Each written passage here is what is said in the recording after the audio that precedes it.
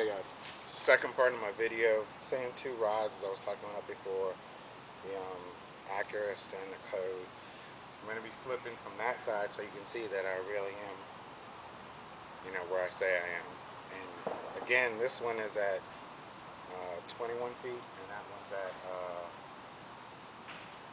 I'm sorry, that one's at 32 feet, and that one's at 19. And I'll be down here. First one's the weightless. Second one I'll flip is the 1/16.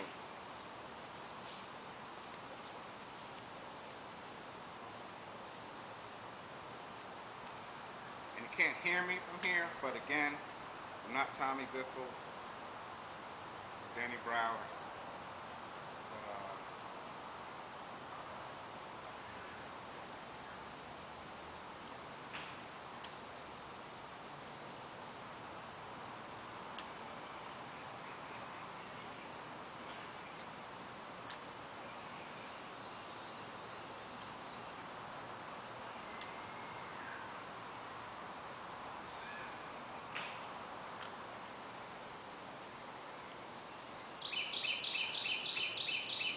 Like I said before, you can pendulum swing,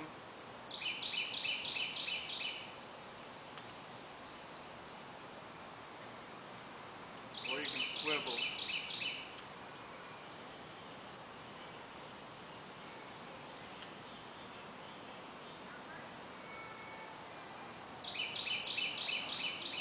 And then there's that one, which is a little bit harder with the weightless, but you can kind of see how it gets out there.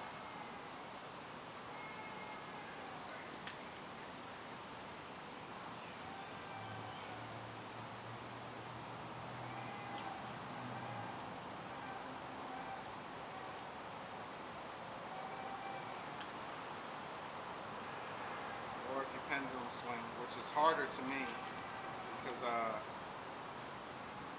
you don't get that swivel action.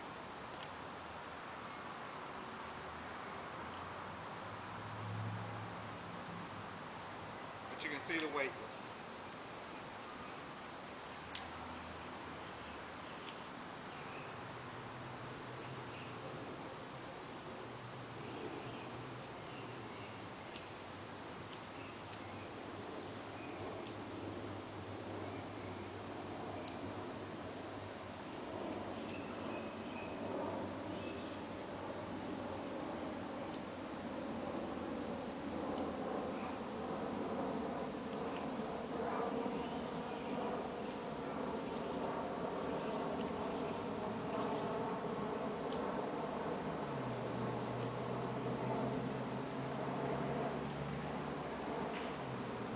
One thing I do when I'm flipping out further distance, I usually have to turn my brakes on a little bit to get it out further because the bait tends to drop faster. So when you turn it on, turn the brakes on, and you'll have to get readjusted to them, but they spin out a little bit further.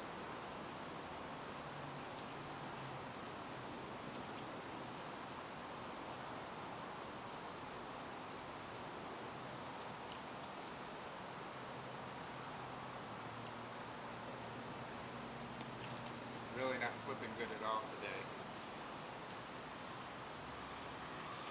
Usually at least I get it hitting the cup.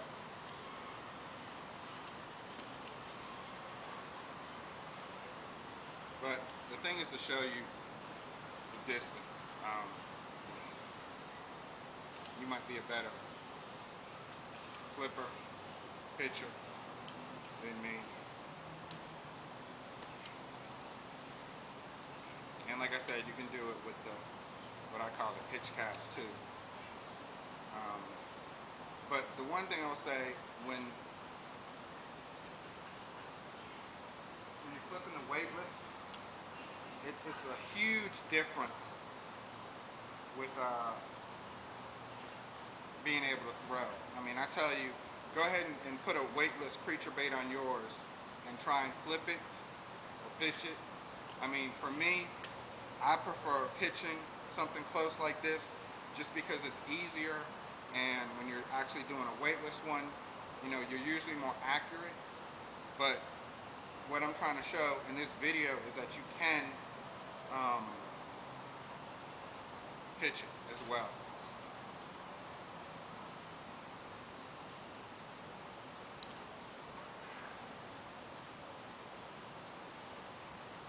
And like I said, that's that distance. That one's out 32. Um,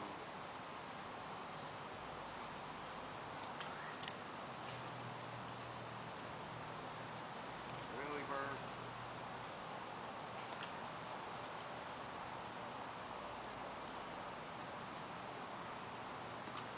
But just to show you,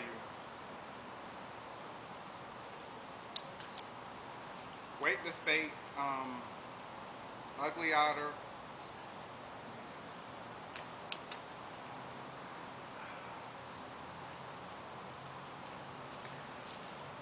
Like I said in the other video, weightless, ugly otter with the 2-aught hook. This one, ugly otter with the 1/16 weight, tungsten bullet weight. Um, One other quick thing, I had a lot of guys talking to me about, reels making noise. This code, I just changed the brakes on, the little plastic parts that scrape in your brake ring, whatever you want to call them, and I want you to hear it. Now this is with the brakes set off. That's the sound it makes when I pitch. Now, when I turn them on, you should be able to hear this. That's the brakes scraping, because they're brand new brakes. Now, if you wanted to, if it was driving you crazy, that's your choice. Go ahead, open it up, put a smidgen, super light, like some oust oil, on that friction ring to kill the noise. But again, I don't believe in that because I believe that takes away from the performance of a dry brake ring. Eventually, this sound will wear down. It doesn't bother me, but for somebody that it does, eventually it will smooth out the actual rings because, well, I'm not even going to do it because you're not going to be able to see it. But in my other video where I was talking about the brake rings, you saw the little plastic pieces that I was talking about. So these are brand new pieces and they have not smoothed out, and that's why they're making that sound. But again, that's with them fully engaged. When I turn them off, you don't hear it. So it's only when they're completely on that you hear the sound. Like they're all the way off. When I turn them on,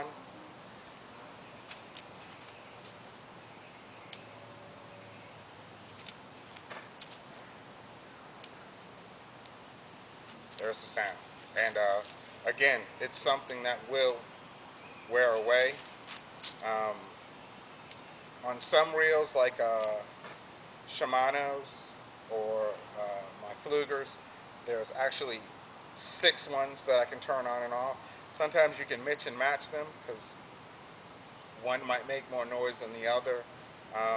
But on this particular one, the Code and the Curist, it's got, what do they call that? I forget what they call their setting, but I can't go in and dial each one individually. It's just there's 3 different settings for my centrifugal brakes. So when it's all the way off, I don't hear anything. But when it's engaged or halfway engaged, that's halfway engaged, and that's fully engaged, and you can really hear them there. Again, it's not loud to me. To me, it's just the line coming out. I use braid anyway, so. But just to let you guys know that you know, sometimes when I replace new parts, those parts have to be worn in, and that might be why you hear it. If you want to put oil on it to get rid of the sound, you can do that. Again, I believe it takes away from the performance of the reel, being super tuned or clean and dry and free of oil. So that's that. Just to let you guys know, if you send me your email, I'm going to be trying to do videos at least once every 2 weeks. And if I have your emails, I'll put you on a mailing list that'll just shoot you an email and let you know that there's a new video out, so you don't have to keep going onto the site, all the time. But I'll alert you to when I do a new video. If you got some ideas, for something for me to talk about, or you got a question, send me an email too. My email is smwis007 at live.com, and I believe it's on the website as well. And like I said, send me your emails, or send me your email address, and I'll put you on my mailing list, which will let you know when I do new videos.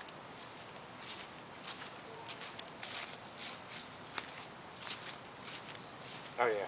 Next video I'm going to be doing, I'm going to be breaking down a reel to discuss the actual internal components of a reel, and show some of you maybe who have never done it before how you can become a little bit familiar and even do some of your own tinkering or own cleaning with your reels. So that'll be coming in another 2 weeks.